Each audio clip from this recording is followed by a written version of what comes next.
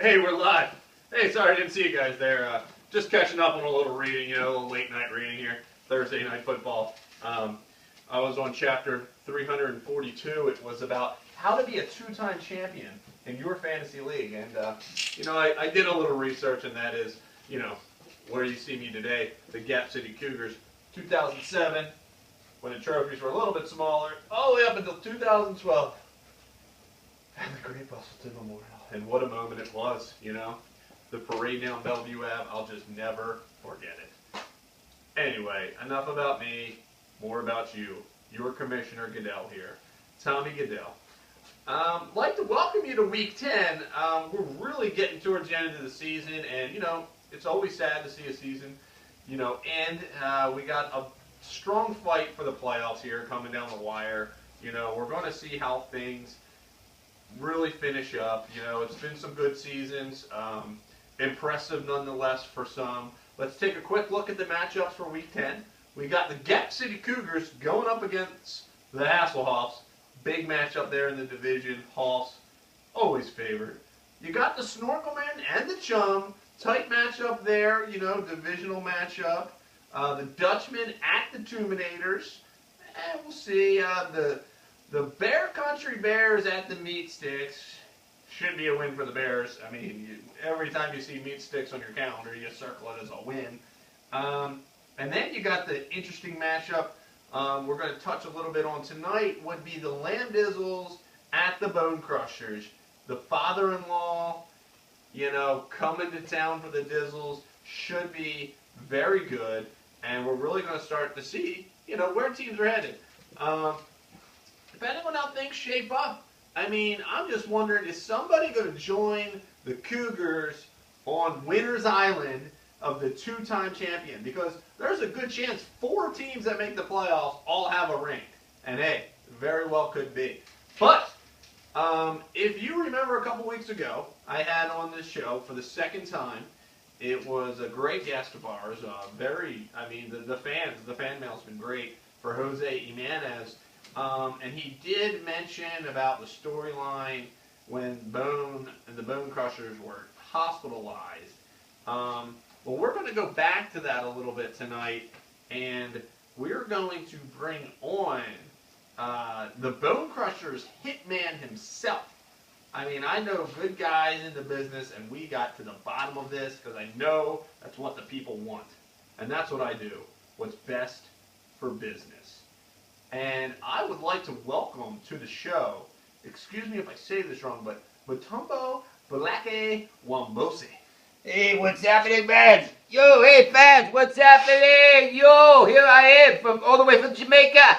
Okay, here we go. He's from Jamaica. Hey, man, what's happening, man? I've been smoking a lot of that Jamaican stuff, you know what I mean? Yeah, it's some good stuff, good stuff. There's some good ganja over there. Oh, yeah. Oh, I feel so happy right now. You know why I feel so happy? Why do you feel so happy? Well, my boss, T-Bone, he paid me very well. He got lots of money. He retired from Navy. He retired from federal government. He got tons of money. Tons of money. I really hope that if that's true, he will leave his son, his youngest, the one named after him, a lot of that cash. I heard that. Rumor has it he did. He is. I heard. He would never leave it to his oldest son because he clearly ain't his. We don't know about him. He's not sure, who your daddy's saying. You know what I mean? But anyway, what I did was, what happened was, Taco and Paco, they beat up T-Bone, and he told them in the hospital that Mr. Wambosi coming to get him. Okay? And that's it. I did it. What I did was, I shot Taco first, okay? And I shot him with my secret arrow here. And what I did was, I took the worm out of that tequila bottle. That tequila bottle, they have a worm in it. And what I did is I break the worm and I squeeze the worm, the shit out of the worm. I squeeze it. It's called worm shit, okay? And I stick it on the end of my arrow here. It's poison. And what I do is I go right there. Wapo! this thing will kill you. Ready? Oh, sorry about that. Sorry, Bill. Sorry, Charlie. Anyway, I killed Taco with that. An ambulance? Okay, and then I took Paco. This was Taco's arrow, and then I took Paco, and You know, a different bow, huh? Yeah, in Jamaica, yeah, I need a different bow. This is a specialty bow. This is the long range 300,000 yard bow. This is the one that this is my specialty. What I did was I went back and I shot him right between the eyes. Right here. I shot him right here. I don't miss, okay? Because I am Blackie Womboski. Now, you're basically saying that you did, in fact, murder Taco and Paco. Is that right? That's true, man. Okay. I hate You Mexicans. do know this is a national show. That's okay, man, because I have immunity, okay? National immunity. I think it's called that. Okay. All right. Well, I mean, cops are probably on their way, but you know, see what you can do on your way out of here. You might want to lay low for a while. You know, maybe try to brown bag it if you would. Yeah, maybe. Now, so it was Paco, Taco. How's Jose Jimenez? Jose? I'm sorry. They didn't tell you? Mr. Bointik had him deported. Deported him. Back to Mexico. Well, Never see him again. Never again, huh? No, Tijuana. He went back to Tijuana. Well, I'm gonna get my best guys on it to try to get him back on the show and get to the bottom of this. Now, do you know why they call me Blackie Womboski? Why do they call you that? Well, they call me Blackie because I'm the blackest guy in all of the world. There is no one blacker than me. I'm the blackest of black. Okay? Blacker than Wesley Snipes himself. Yes. There. Blacker than Wesley That's Snipes. impressive. They're Morgan Freeman, other guys. You know what I mean? They ain't even black. I don't think they're real black.